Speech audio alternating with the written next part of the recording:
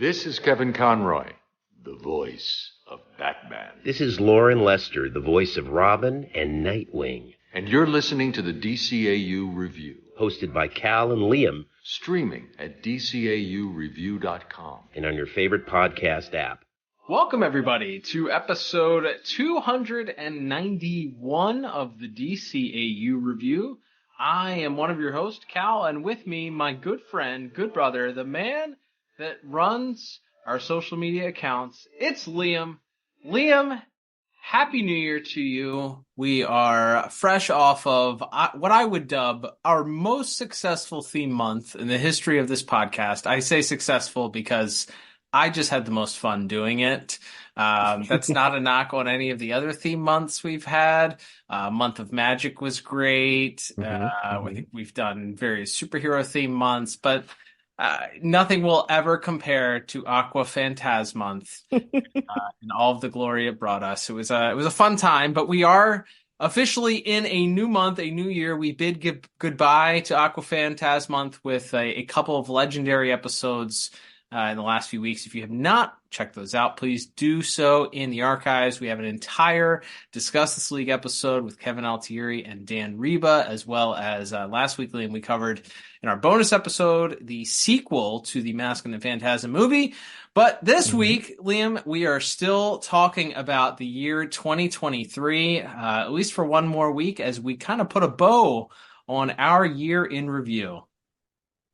That's right. We are taking a look back at some of our favorite reviews we did last year, as well as some of the special guests we had and some of the other bonus episodes we put on over the last 365 days.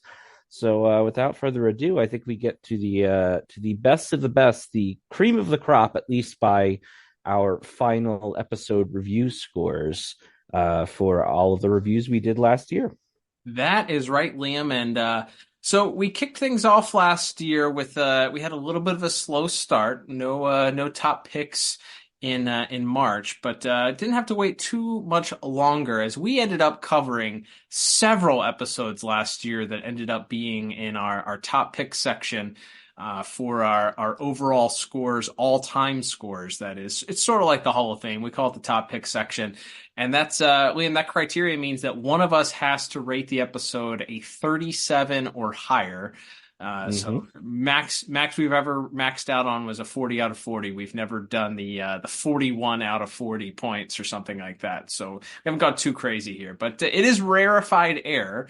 But last year we had several very good episodes, and then we had a bunch of episodes that ended up in our top pick section. So we'll start off with our very good. So a couple that did not make the top pick section. First one was episode 246. Liam, we covered the episode Trial of Batman the Animated Series. Both of us gave that episode a score of 35 out of 40.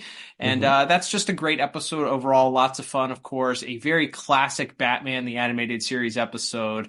I think anybody who's seen the entirety of that series probably would name that one maybe in their top 10, just not only because the amount of villains that show up, but it's a unique story. We talked about it when we recorded it. It was at one point considered for the direct-to-video sequel for Mask of the Phantasm. They were going to do that as the follow-up direct-to-video, not a sequel, but the second direct-to-video. So lots of great things about that episode. Lots of fun. You get the entire villain voice cast together, and just a fascinating story of Batman being trapped in Arkham Asylum and put on a on faux trial by his villainous counterparts. It was a fun episode, and certainly one that we enjoyed based on both of our scores. We both gave that a 35 as mentioned, and it's that episode's a blast. It's on the short list of episodes that always gets talked about with this series for good reason. It's really memorable because of just how star-studded it is. I think we talked about this when we reviewed it. There aren't that many like big Batman villain team up episodes across the series. There's this and Almost Got 'Em and not too many where we see all of these big bads together. So it was a real treat, and not a well that the people who made the show went to too often. So yeah, that episode's a blast, and it's got some great writing and a great as I think we mentioned at the time, a great investigation of one of those eternal, like, nerdy Reddit, Twitter arguments about the character of Batman, of, is he actually doing any good? Is he actually just brutalizing the mentally ill and, taking his own mental illness out on the world in that episode? At least this version of Batman, it gives a pretty definitive answer to that question as well, which I appreciate. So that's a really fun episode, and that one of those episodes where you're like, kind of wish we got more Janet Van Dorn in the series. She's a fun character. She doesn't pop up much, but she's a fun character, and the way they use her in that episode is a lot of fun as well. Absolutely. Liam, moving on to our next episode that didn't quite make the top pick section, but definitely worth mentioning. That was episode 276 of the podcast. We covered Flashpoint. You'll find out here in just a moment. You'll find a common thread here from our top rated episodes from last year. That is, many of them fall into the Cadmus story arc, and I think we don't have to drag things out with the episode Flashpoint. We just covered that, as I said, not too long ago on episode 276.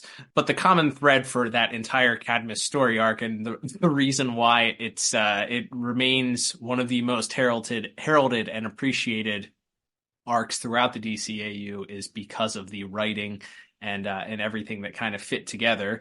It is multiple episodes that have this continual story of espionage and the government's role in superhero oversight, and where boundaries are with those that are in power, and who has the say of what is just and unjust. And it's a very, very interesting commentary on all things in that period of time, as we talked about. The late great Dwayne McDuffie wrote many, if not all, of the episodes that we're going to cover on this top list here for the Justice League Unlimited episodes. So yeah, there's a reason why those episodes stand the test of time, and many of which are likely still themes that could and are relevant today. So yeah, those things getting high marks, as we both gave Flashpoint a 35 out of 40 for that episode. Yeah, it's as you said, it'll be a recurring theme with a lot of these episodes. But yeah, that one is, like we talked about at the time, it almost feels like half of that is like an episode of The West Wing or something. Like, it's so dialogue driven, even though there's a big fight with Superman and Captain Atom, and there's a giant laser that blows up a secret government facility at one point in the episode. So much of that episode is dialogue driven between the Justice Leaguers, and also between Amanda Waller and her inner circle as well. It's great, and it's an example of, I think, something that kind of elevates the medium, that it doesn't, you can have your fun superhero punch ups, as we'll get to, but you can also have a really thoughtful dialogue driven episode, which that one largely is. Absolutely. All right, so let's get into the nitty gritty here, Liam. We won't do this in any particular order, other than the highest rated episode of the year will go last for us. But we'll start, speaking of the Cadmus story arc, episode 252 of the podcast. Ooh, we came in with another unified score here, both 37 out of 40. So entering into our top picks, our first top picks entry of the year ended up being the episode Clash, Justice League Unlimited, which is sort of the part of the preamble to the Cadmus story arc, and it had already kind of kicked off. It was kind of a little bit of a deviation, but really, not only do you introduce Captain Marvel, aka Shazam, to the DCAU, his one and only appearance, in fact, but you also kind of begin to pull on that thread of, do the powers that these superheroes have, and the power that they hold, and the who is holding them accountable, essentially. The accountability question begins to form in this, as Superman, takes out his anger and destroys this whole thing, assuming that Lex Luthor was up to no good. Of course, we figure out very quickly it was all a trap set by Luthor to make Superman look bad and to undermine the relationship between Superman and the U.S. government that was already frayed. But it's really an interesting episode, not only because you get the beat 'em up clash between the two Titans, Earth's mightiest mortal and the Man of Steel, doing battle multiple times across really a fight scene that would give Man of Steel a run for its money when it comes to destruction. But you really get a brutal beatdown fight there that's really interesting. But you also have this subversive storyline of, that's building towards the crescendo that we would see towards the end of the season. So it kind of fits right in there. It's not a complete episode that focuses on the Cadmus stuff that's going on, but there's certainly threads and stuff that's followed up on. And ultimately the episode plays a big part in, that the Justice League sort of having to have more introspective thoughts as to what their role is and whether or not the power that they hold, who really does hold them accountable, and who has made them the people that says what's right or wrong or just or unjust. Absolutely. That episode is really special. I think when we reviewed it at the time, it really stood out to us as something that, as you said, kind of interrogates the role of a superhero, and it does it in an interesting way by giving him, as we talked about at the time, this character in Captain Marvel / Shazam, who was created as a carbon copy of Superman. And in some ways, because he has this identity as a child who transforms into an adult man for his superheroing, by being able to look at how the Justice League is acting through the eyes of a less defined, a less refined character, and then through the eyes of a child in that case, and just have him be the one pointing the finger and go, no, what you're doing isn't what superheroes are supposed to do. We're supposed to be helping people. We're supposed to be the good guys, and you're acting like a bad guy. Like it almost becomes that simple in that final scene in the conference room. So the way they kind of use a not quite parody, but a take off of the original Superman character to be the one that kind of interrogates where Superman is at that point in that story is really incredible, and it's a really interesting way to approach that story and approach that characteristic, because as we talked about, and as we will talk about more on this list, the whole Cadmus arc kind of comes to this point of Lex and Cadmus and everyone just doing everything they can to push Superman's buttons. And he is a man that, while that's being driven towards the edge, and it's sort of the conceit is whether or not he will take the same steps that this Justice Lord Superman did on another Earth. So this episode, being kind of the precursor to all of that, sets all of that up in a great way. Couldn't say it better myself. We didn't have to wait too long, Liam, for our next top pick. In fact, it was the very next episode, which continued in the Cadmus story arc, really kicking things off there, I think, for the official Cadmus story arc launch with Question Authority. And we, of course, reviewed that on the very next episode, 253. So you scored this as a 35. I liked it just a tad bit more with a score of 37, which pushed it into that upper echelon of our top picks. But again, another episode that I think, from my recollection, it's a little bit lighter on the action. It's a little bit, it's very, thus the title, question heavy. The question is featured very heavily in it. It's really, as he begins to unravel the ins and outs of what could possibly be happening. He himself is questioning Superman and the Justice League's place, and whether or not the Justice Lord's outcome is something that is set into motion, and it is something that is not you can't stop it. It's a foregone conclusion, and because of this, he ends up setting himself up to try and take out Luthor to prevent Superman from doing so. But in the meantime, it's all this other stuff that's happening in the on the fringes of the episode. So it's really laying the groundwork. It's following up on all these little threads that have been set up all the way back in Superman the Animated Series from the Legacy episode up until now. And it really, really begins to flesh out what we're going to see as this second season of Justice League Unlimited comes to a pinnacle here at the end. Absolutely, yeah. It's for it continues right where the previous episode kind of left off, and it continues to kind of poke at Superman with the conversation he has with Lois at the picnic at the start of the episode, and then when the question is, going after him directly and asking him, what would happen if the Flash was killed? What would happen if Luthor was the president? Would you be able to resist the temptation to do what that other Superman did?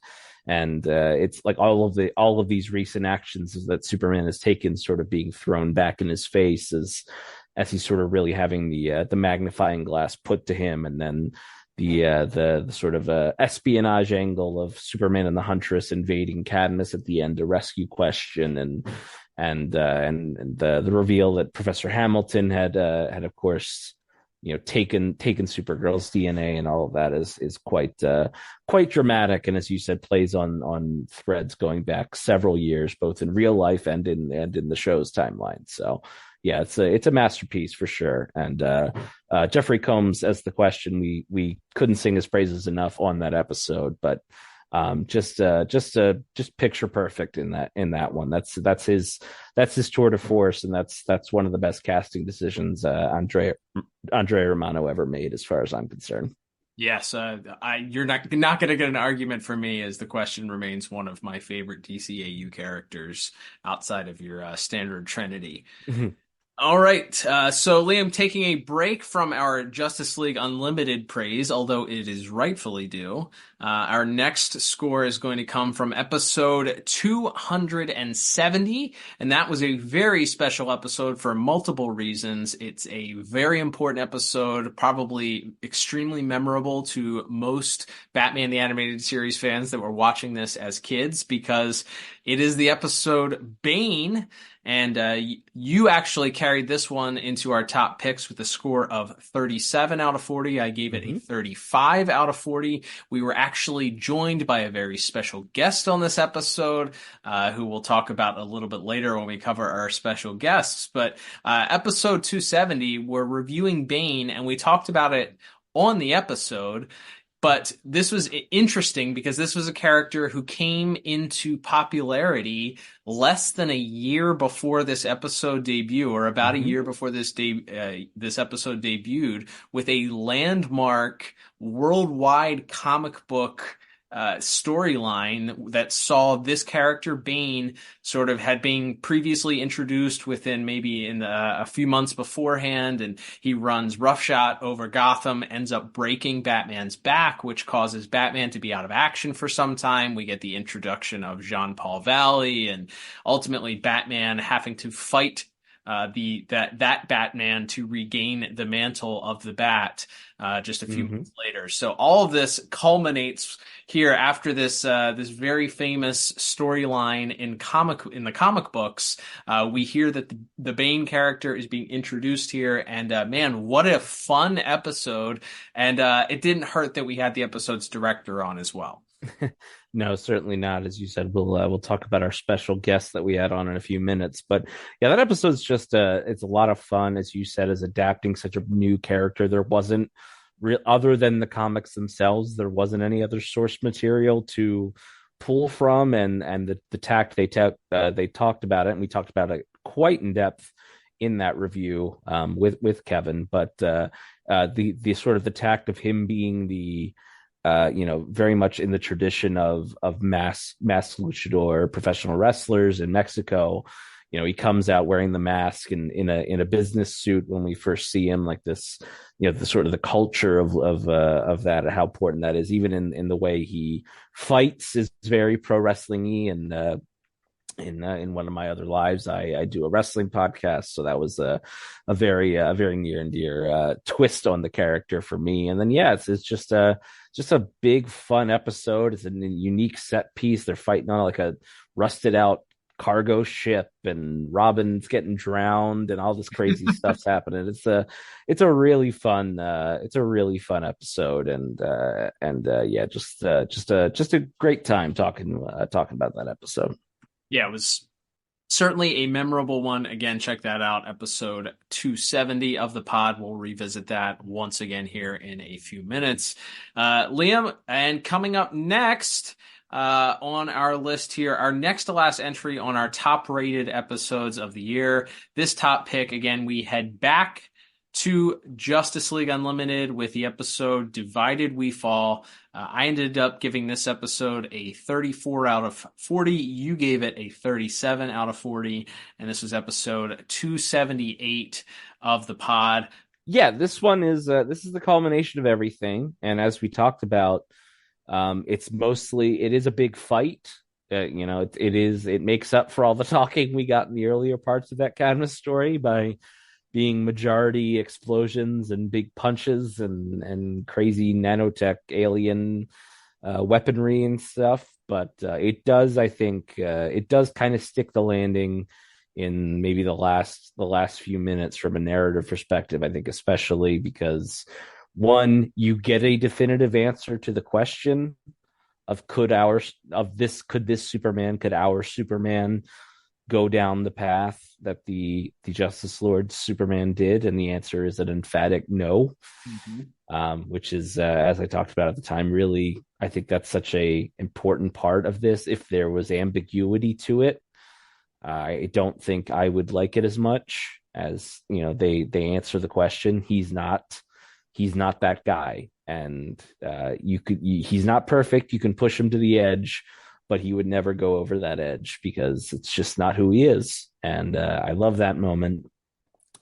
And the postscript of him and Lois talking in the Daily Planet, and also with Green Arrow kind of being the guy who stands up and says, "No, the world does need the Justice League" at the end is fantastic as well. So they managed to stick the landing. I think it's probably some of Clancy Brown's best work in at least in Justice League as well, in that episode as well from a voice acting perspective. But they managed to stick the landing, even if that episode is a lot of punching for sure.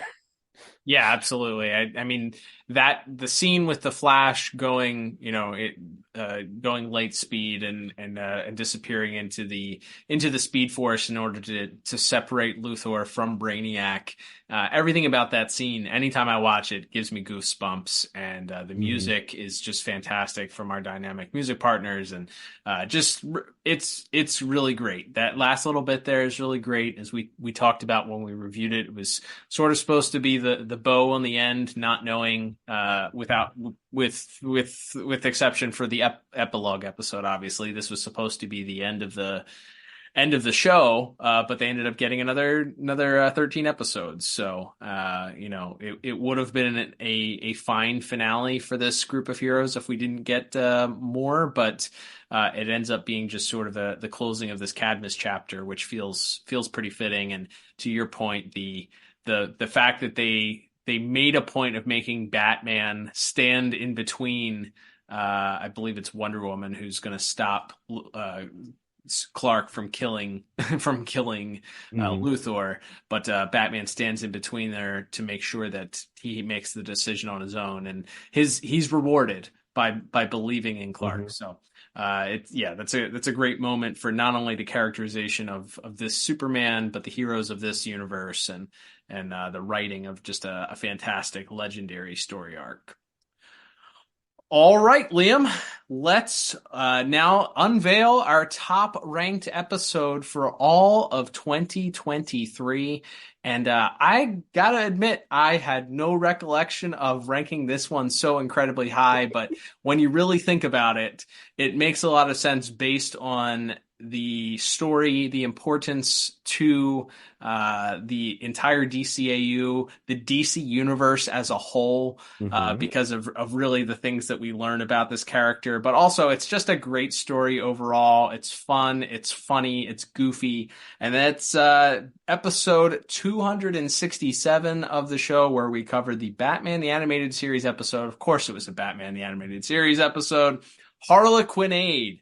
And Liam, I ended up giving this one a 38 out of 40. You gave it a 37 out of 40, so it was unanimously in our top pick section. Man, we could have probably had a guest star on this one also to discuss it. But what a fantastic, fun episode involving Harley Quinn. We get more of her backstory. We get a musical number sung by Arlene Sorkin. Unfortunately we lost the late great Arlene last year. Miss Sorkin sings an incredible piece there. We talked about the origins of how that song came to be, essentially, and why that was picked for this episode, and just a lot of fun. Just a great episode, a lot of great fun, and unsurprisingly, I think based on the characters involved, the voices involved, the bits that happen in that episode, it ends up in our top picks. Yeah, that episode's just a ton of fun, from the odd couple pairing of Batman and Harley Quinn, to the ending with Joker in the biplane flying around, and like the old World War One flying ace outfit, and the examination of their relationship, and all of that as well is a lot of fun. And then Arlene Sorkin's performance in that episode is just it's just a masterclass. And as you mentioned, she sings as well as provides a lot of the comedy to the episode. It's a great tour de force from her as well. So just a classic. Not necessarily the one I would have thought would be our top episode for the year either, but I'm not mad at it. It's a great episode, and it was a lot of fun reliving that, and seeing in real time, or seeing the building blocks for what would become, as you said. I mean, Harley Quinn is a brand unto her own now. She's got her own movies and cartoons and comic books herself now. So it's kind of fun to see where that the personality kind of started to be built out and fleshed out a little bit more in that episode, and how integral Miss Sorkin's performance is to that character, just as important as Paul Dini's writing and Bruce Timm's character design and everything. Absolutely. May she rest in peace. All right, Liam, let's take a look. Of course, we didn't spend all of our time in the DCAU last year. We, of course, took several trips around the multiverse last year. We will not go into heavy detail for the sake of time here, but we did cover a couple of our favorite spots. We, of course, visited the Elseworld of Batman, the Brave and the Bold on 3 occasions, with episode 262, episode 284, and then just 5 episodes later in episode 289.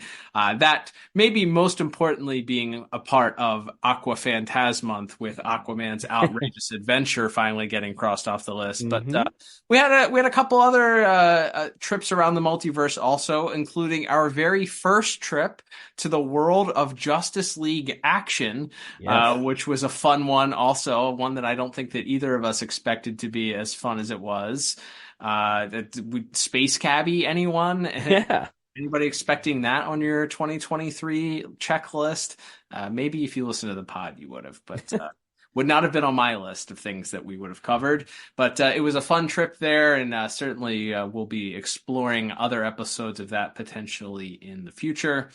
We also returned, Liam, to the world of the Batman, as we sort of did a mini theme month. I guess it wasn't a mini theme month; it was just a mini theme couple of weeks. As we did the Bane episode, we talked about that, and then we covered Bane's first appearance on the Batman on episode 280 and 281. We also visited the Batman on episode 271. Those episodes were fun because it was definitely a very different, sort of simplified version of Bane that sort of departed from his traditional traditional yeah. origins in a way, and certainly his look and all of that. So anytime we get to visit the world of the Batman, that's always fun. As we talked about, that series is coming up on a very important anniversary. I believe 20 years officially this year. It's 20th anniversary. So happy Correct. anniversary to the Batman. Maybe a few reviews of that are on the horizon this year as well to celebrate.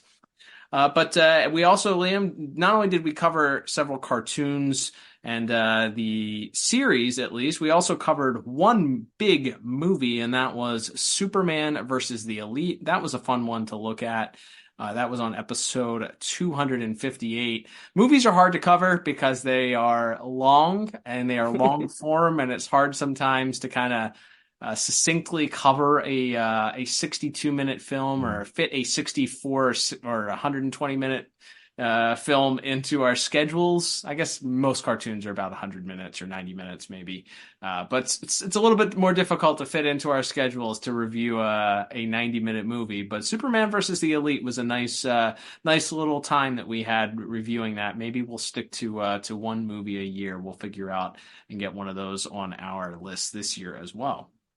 Yeah, that one was fun. We were kind of celebrating the 85th anniversary of Superman in last year as well. So had a couple of monumental moments, mostly his, as we just talked about, all of his big moments in JLU, but also that movie, which also in itself and the comic book, it was based on sort of very much interrogates Superman and sort of the idea of the old fashioned do-gooder in this world of anti-heroes and shades of gray, and can Superman's way truly work, and what would it look like if Superman did cross that line and become more of that sort of edgy anti-hero type character. They kind of toy with that idea, and once again, I think as we've kind of come back to a theme on this, is it's fun to ask those questions, and I think it's even better when you very boldly answer that question and very boldly rebuff the idea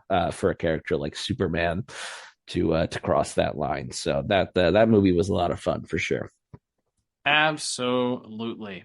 Liam, we visited one other Elseworld, and it was way outside of the DC multiverse. We crossed the streams, as they say, and we on our April Fools, our annual, what has become an annual event for our April Fools episode, we reviewed an episode of Marvel's The Incredible Hulk, which was an episode that was legendary to us from having it recorded off of the UPN network. And that was the Helping Hand Iron Fist. We reviewed that on episode 254 of the podcast.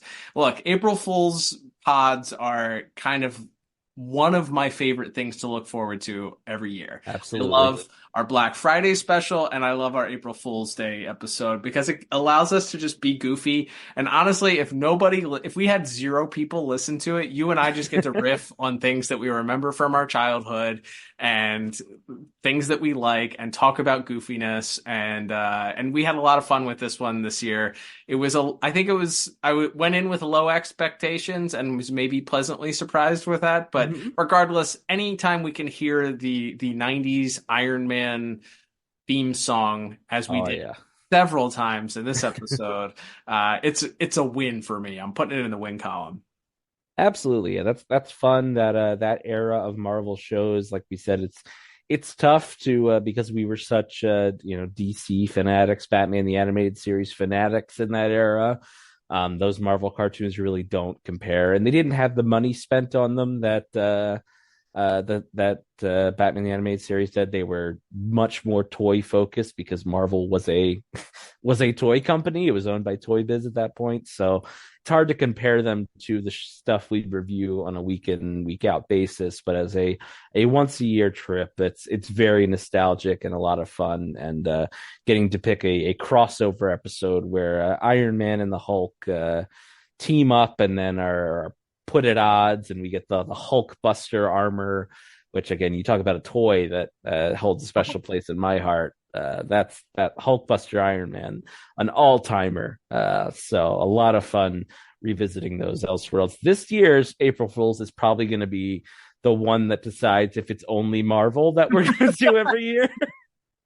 Or Channing Tatum dog movie. It's going to be going back on the ballot, I think. It's on the short list. There's Star Wars cartoons and other things too that I think might be fun, but obviously I understand why people like having us look at the Marvel stuff as well, because it is, kind of from the same era. So, but yeah, that was a lot of fun, and those April Fool's reviews are always a hoot. Absolutely. Liam, still up ahead. Don't forget, we are going to cover not only all of the special guests that we had on the pod this year, we're going to talk about our lowest rated episode. We're not listing 5 of them. We're just going to list the one, because there's one that stands alone as the worst of the year. We'll also have a special category just for the Zeta Project, which I'm very, very excited about because it's pretty funny. But before we get to that, we are going to just remind the folks at home, if you love the podcast, we love your support for the podcast. There's several ways to do that. But the most successful way in supporting us, if you don't want to support us directly monetarily, which is completely understandable in this day and age and economy, is to leave us a 5-star review on your podcast app of choice. So if you listen to us on Spotify, or if you listen to us on Apple Podcasts, leave a 5-star review. And if you listen on Apple Podcasts and leave a 5-star review, leave a little blurb about what you like about the podcast. We are still checking to see if people are leaving those. We've gotten a couple reviews recently. Unfortunately, the last one was a 4-star review, so it does not qualify for our gift giving. But if you leave a 5-star review, you leave a little blurb, we see it, we'll read it on the air, and as a thank you, we'll send you a little gift ski in the mail. We're going to continue that tradition for the year 2024 as well. So if you want to set your year off right and make our year one to remember, leave us a 5-star review on your podcast of choice. And if it's Apple Podcasts, leave that little blurb telling people what you like about the podcast. It can be 1 sentence. It can be 2 words, whatever it is. As long as it's a 5-star review and you live within the continental United States, we want to thank you for doing so. We had a bunch of 5-star reviews last year, Liam, so the bribery is working. Absolutely. We'll do whatever it takes. That's right. So as we continue here, Liam, don't touch that dial, as we did cover not only our standard reviews and our Elseworlds reviews, but we also had the return of our character spotlights for 2024, and we had 3 different spotlights this year. We kicked things off with episode 250 of the pod. That was a big one and an important one. That big round number, we decided to do maybe one of the big bad boys that he might go down for having the most character spotlights when all is said and done, based on the content that he's able to provide over several DCAU shows. And that's going to be the Joker, the Clown Prince of Crime himself. Covered that, as we mentioned, on episode 250. Liam, this was such a well-received episode. It ended up being, thanks to all of our listeners, and as noted in our Spotify Wrapped, our top episode listened to of the year. That's the Joker Volume 1 Character Spotlight. That was a fun one. Again, we only covered, I think, the first season of Batman the Animated Series. We didn't even delve into his second season stuff. So there's plenty more Joker content to go through. Talked a lot about the music that kind of shaped that character very early on.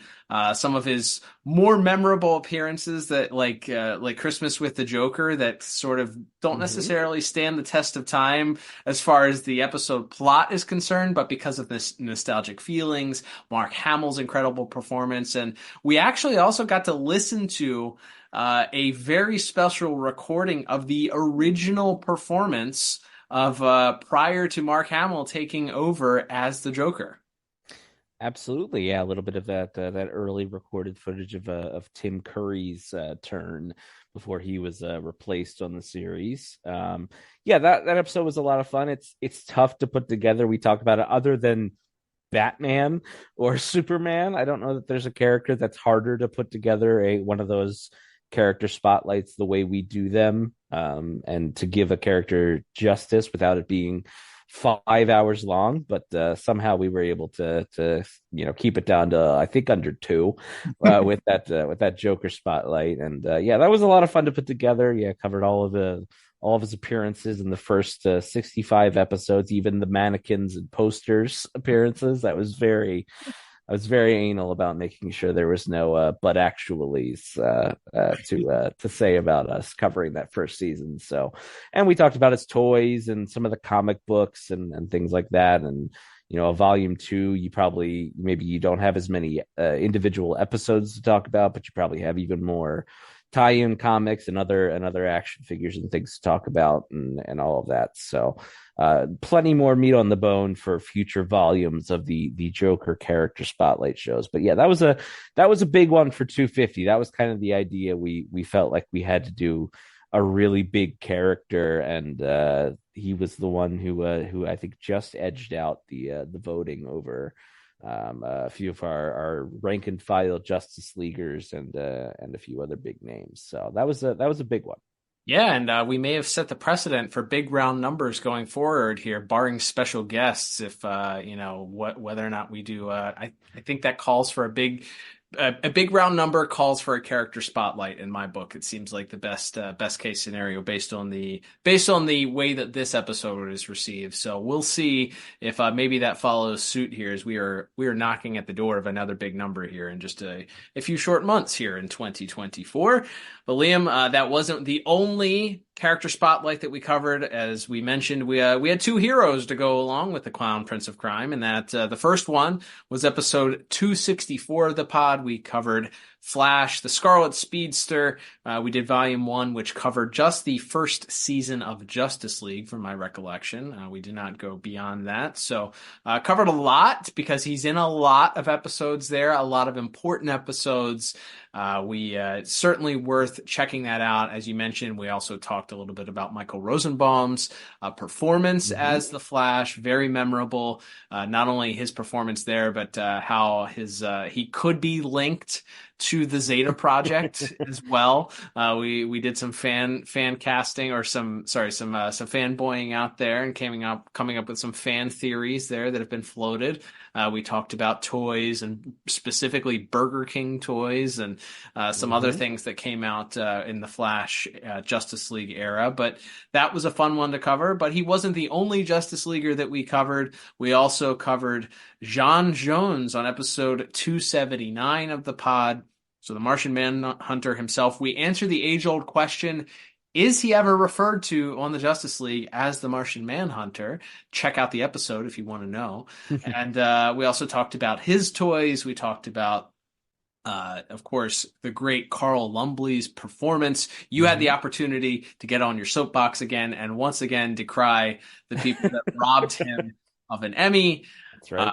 And deservedly so. And we also talked a little bit, of course, about the comic book tie-ins for both the Flash and him on their respective character spotlights. But character spotlights are a cool thing that we introduced back in 2022, and they continue to be a nice little way of kind of doing a summary episode, revisiting some of the episodes that we've already covered, and also going into those other categories of tie-in comic books and action figures, things that are adjacent to what we typically cover, but are both of interest to us and to a lot of people that obviously follow the DCAU. So those are always fun episodes to tackle, Liam. I enjoy those, and hope we can cover a few more in 2024.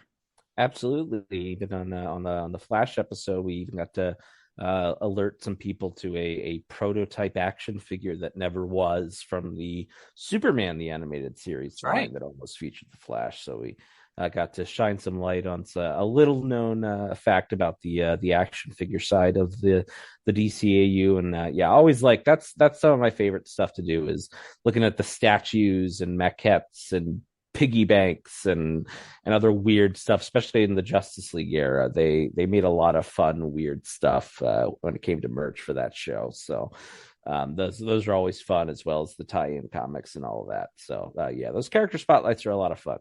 Don't forget, Liam is still in the market for a Justice League snow globe. If anyone has one they're willing to part with for a reasonable price, slide into those DMs. That's right. Santa didn't get my letter asking for one, so I'm forced to head to eBay instead. Unreal. All right, Liam, moving on from that category, we will cover, as I mentioned before, one of our comedic categories for this recap of 2023. 2023 had a lot more Zeta Project than I would like to admit. And at some point during the year, we made the decision to start doing doubling up on the episodes. And honestly, it was the best decision we've ever made. It may be the worst decision for anybody that doesn't listen to the pod, but in our minds, fewer listeners tune in for the Zeta Project. So why are we going to elongate the content by spreading it out over more episodes and thus alienating more listeners? So let's just put all of it in a single episode if we're going to cover this. So we started doubling up. And but however, this year included reviews of the highest rated Zeta Project episodes to date, not including the Batman Beyond episode. And those are worth mentioning, I would say, just because Zeta, we do gleefully crap on Zeta as often as possible. But it is a lovable little cartoon that does have some redeeming value at times. And there were 2 episodes this year that are certainly worth chatting about.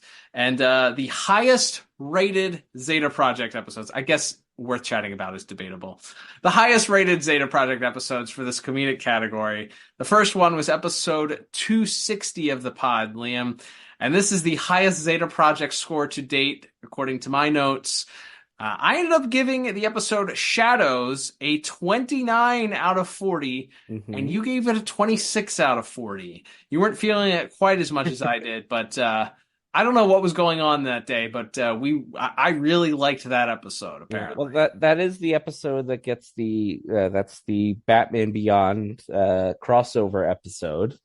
So that does get a little bit of, I think, a boost from getting to see Terry in the bat suit show up, and it's a little bit more of an action-focused episode, as the evil, larger Zeta is the bad guy in that episode. So Zeta and Batman versus a big robot is hard. It's hard to mess that up, even for that show.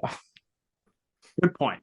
However, Liam, that was not the only high-rated episode. I figured it would be a miscarriage of justice to only mention my high score. Your high score for the year when it came to Zeta was the episode, and I can't believe it, but we also were flabbergasted when we did the review, Taffy Time, which was episode 283 of the podcast. If I recall, that was a double feature. We reviewed 2, and based on the titles of the episodes alone, we thought this might be the worst episode. We were thinking single digits, and it ended up being a pretty okay episode. We both did a 27 out of 40.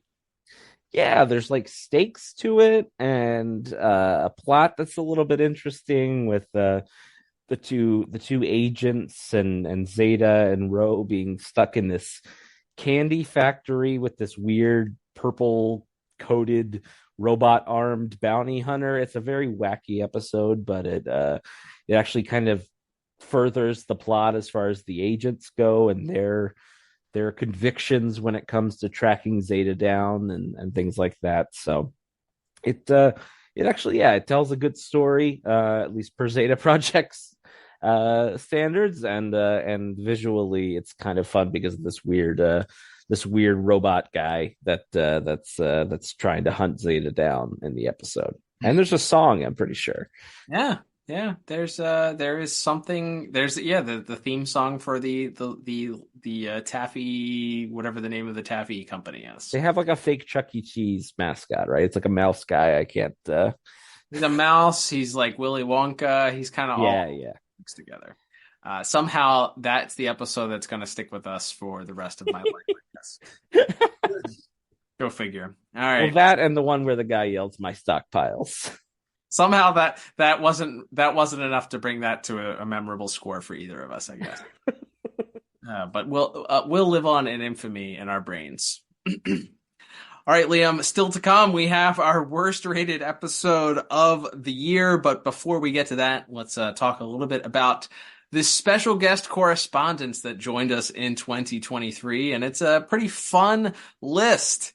We kicked things off very early in the year with our 41st bonus episode. By the way, we dropped 11 bonus episodes last year, 12 if you count Discuss This League, Volume 3. A lot of overtime. So not only did we put in, we took 0 weeks off, I'm pretty sure, between bonus content and standard reviews. We did, of course, take a couple of weeks off for standard reviews. But we took a couple of weeks off from doubling or tripling up, which in years past we did, and nearly ended our lives, I think. Yes. Not, to be a bit over dramatic for what we're doing here, but yeah, I don't know if we have any more 3 podcast weekends in us anymore, but yeah, we did provide quite a few bonus eps in addition to our regular reviews. That's right, and yeah, we going forward, the strategy may be to take if we have a bonus episode to put that in place of a review. But we'll see how things go there. Barring an emergency podcast or two, that might be the way to go going in the future. We'll see. Lives get busy. Things, like as you said, finding time to record multiple podcasts in the same week. Heck, we're still trying to find time to record the final Batman: The Adventures Continue review. We'll get to that at some point. It's just so hard to say goodbye, but we're still waiting on the time in our schedules to work out for that podcast review to be completed. But speaking of Batman: The Adventures Continue, Liam, we kicked things off with bonus episode number 41, which was a review of Muscle Out, which we had the book's artist, and they had previously been on the podcast before, but joining us for a full breakdown of the issue, giving us some behind the scenes knowledge of the process of Batman: The Adventures Continue Season 3. We sort of learned towards the end of 2022 that it was going to happen. It was greenlit. And we got the first issue in January. So bonus episode 41, comic book artist and artist for the issue, Jordan Gibson, friend of the show, joined us. And man, that was so fun. Not only because Jordan, as we've discussed before and had on the podcast, is one of us, Liam, very much in the same vein, growing up, appreciating Batman, the animated series, gave us sort of the behind the scenes story before on the pod of how, they grew up drawing and just mimicking Bruce Timm's drawings as much as possible, and then being told that they couldn't just do that for the rest of their life. And then here we are years later. It's literally what they're doing for a living in some form or fashion. So really cool to have Jordan on the pod and to give us the behind the scenes of some of the character designs and some of the things that went into making that kickoff for that end run there of Batman: The Adventures Continue. Yeah, we had a good run there with Jordan, and as we'll talk to a couple other folks coming on with us to talk about their individual issues of Batman: The Adventures Continue. Try to get, we'll just say this, not in a sour grapes. We tried to get Ty Templeton on.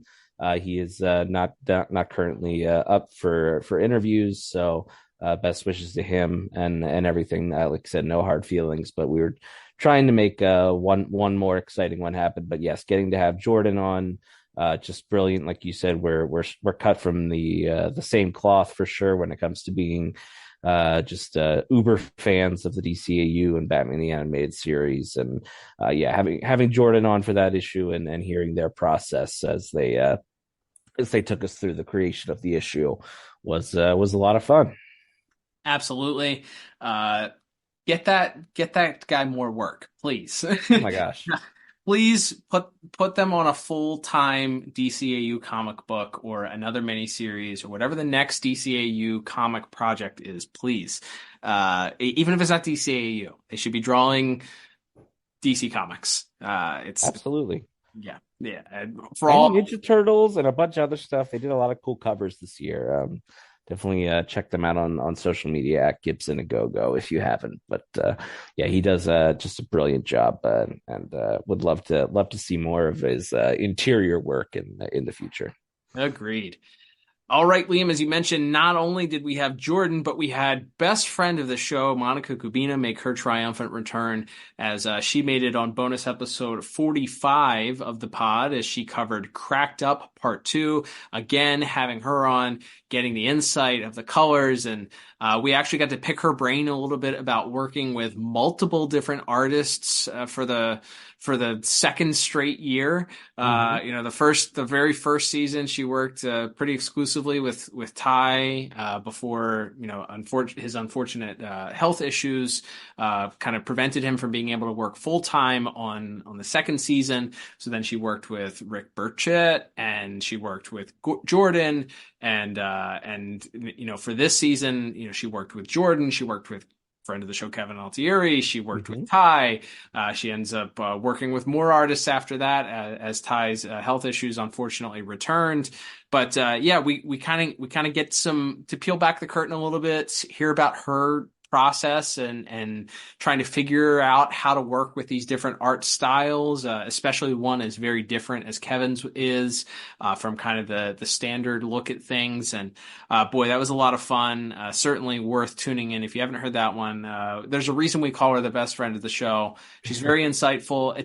It's also different because if you don't work in the medium of how to color things, like I don't think people understand the ins and outs of that until you hear somebody that does this for a living and kind of give you their perspective of what what mood they're trying to set or what, they're trying to communicate through the visuals or how they're trying to work and accentuate the different pencils and inks that are already on the paper. And she kind of gives us a little bit of insight, not only for that issue, which was for Cracked Up Part 2, but also working with Kevin, working with Jordan, working with Ty. So yeah, it's certainly always very insightful. We hope to have her on again, maybe this year, maybe for that finale of the Batman: The Adventures Continue review. There we kind absolutely of bow and a little retrospective from her about the entire run there. But yeah, that was a big one and a fun one. And as you mentioned, she wasn't the only one, of course, that we talked to this year, Liam. We also branched outside. We decided, hey, you know what? Batman the Animated Series is great. Of course, it's great. But let's peel back the curtain a little bit and talk about some of the other people that have worked on some of the other shows. And so we invited on Mr. Len Yulee, who worked on a myriad of cartoons, but most specifically worked on a lot of Static Shock. He worked on an episode of Justice League also. So we sat down with him to talk about this kind of the story arc that he worked on with the Static Shock villainous She-Bang.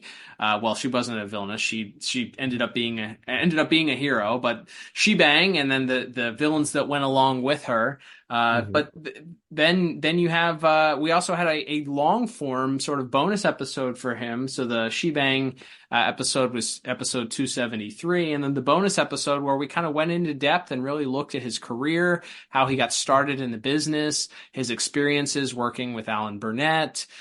It was again something that I think both of us went into having zero expectations, not because we thought Mr. Yulee was going to be a bad interview, just because we didn't know what to expect. And we both came out very, very, very tickled pink, just at the stories that he had, how fun he was, how passionate he was about the rights for the SAG-AFTRA strike and everything that was going on at that time. Very prescient and topical as it turned out with all that. But Len is a great guy. These are his words. He said that's the best interview he's ever done, which is about as big an honor as we've gotten. And this time we worked on this show because we like you said, Cal, as much as we love Batman the Animated Series and Justice League and JLU, getting to talk to someone who worked so heavily with Static, especially, I think was a lot of fun, and hearing his story and his work throughout the industry, and especially with his work with Dwayne McDuffie on quite a few shows was just brilliant and a lot of fun, and kind of as you said, a little bit out of our comfort zone, because most of the time when we've had people on, it's to discuss something very specific. And as you mentioned, we kind of had a rough outline of something to talk about with Len with the shebang episodes, but it ended up being kind of more just a straight long form interview. And I feel like he helped us get more comfortable with that sort of episode going forward. So I'm not quite as averse to the idea of just having someone on and just letting them, just chatting and asking them a couple questions. So it was great fun having Len on. That's probably one of my favorite shows we've ever done. So I'm very, very proud of that one, and I'm so thankful to him for the time that he spent with us. Yeah, I feel like Len's the type of guy, once you sit down with him, you could really talk with him for hours and lose track of time and really not even notice. It was a fun interview. The best interviews that we've ever done are you throw the questions to them and then you just let them talk, and they kind of carry Absolutely. things forward. And Len was great with that. We certainly thank him for the opportunity and thank him for the work that he did on the DCAU. Liam, speaking of people that take the ball and run with it when you throw them questions, I think if there was a speaking of wrestling metaphors, if there was a title belt for most appearances as a special guest on the podcast, it would go to none other than friend of the show, Kevin Altieri, who is the reigning defending champion. I don't think there's anyone close to the amount of appearances that Kevin has made on the pod, but he is always very generous and kind with his time. Several times this year, he jumped on with very little notice to chat with us. He That ended up kind of being a theme with Jordan and Monica as well. I think we kind of got them on short notice as well. So, absolutely, we're always appreciative of people spending time with us at all, but especially on short notice, like they and like Kevin did a couple of times, as you mentioned. No, absolutely. And Kevin kicked things off. Also, he was around very early on in one of our bonus episodes talking about Old Flames, which, as we mentioned, was a book that he drew. He had talked about it in one of the interviews that we did late in 2022. We kind of saved some of that information until it was able to be discussed. And once we knew that he was working on the book, we kind of let him talk about it there. And so he talked about that Old Flame story, kind of what went into that, and how much fun he had once again working with Paul and Alan and kind of putting that story together. Again, a very interesting book because Kevin's artwork is very different than Ty Templeton's. It's very different than Jordan's. And very different than Bruce Timm's. But I think we talked about that story being fun, interesting, because you tell more of Harley Quinn's stories and, her story, her kind of wrapping her origin story in with a young Bruce Wayne story that, it was just a fun issue.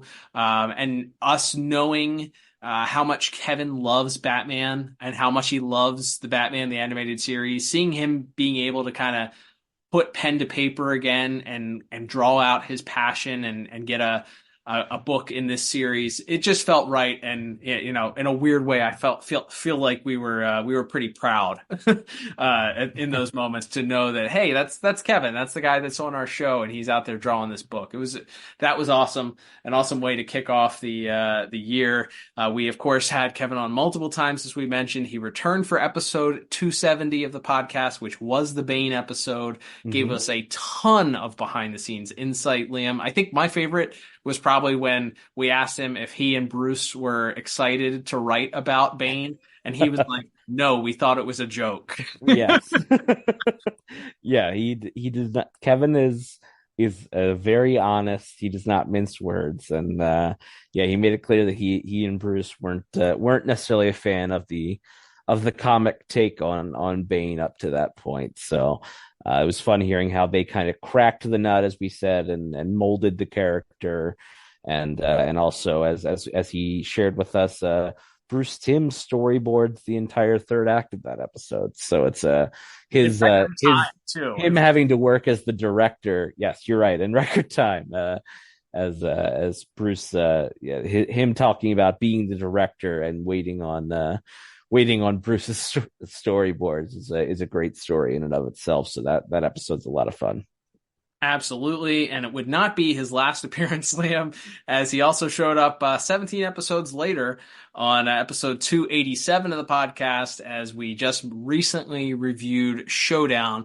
Since that was so recent, we don't have to go into too much depth, Liam, but what a weird episode of Batman the Animated Series, and seemed like the perfect person to have on to give us all the ins and outs and the backstories. And Kevin didn't give a scorecard as we had previously had him on. He just sort of popped in on short notice and kind of gave us some behind the scenes stories. But again, I think he could have shared stories about this particular episode for hours if we had let him.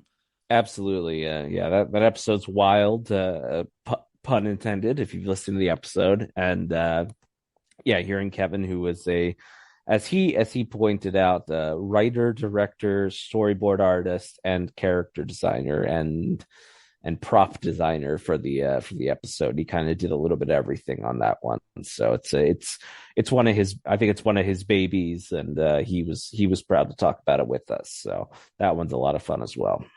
Definitely check that one out. Maybe not an episode that you would return to very often if you haven't watched it in a couple years, but hearing Kevin's thoughts on it and his passion, as you mentioned, and love for that episode might be contagious. So check it out if you didn't check that one out. But Liam, we learned that Jonah Hex looks like Jesse Ventura, and and why don't you tell me if that's a conspiracy or not?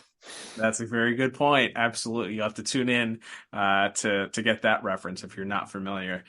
Rounding out the order here, Liam, with our special guests, Kevin would appear one final time celebrating Aqua Phantasmonth. I mean, who better to have on for Aqua Phantasmonth than one of the directors of Mask of the Phantasm? Kevin joined us. But what's better than one director of Mask of the Phantasm?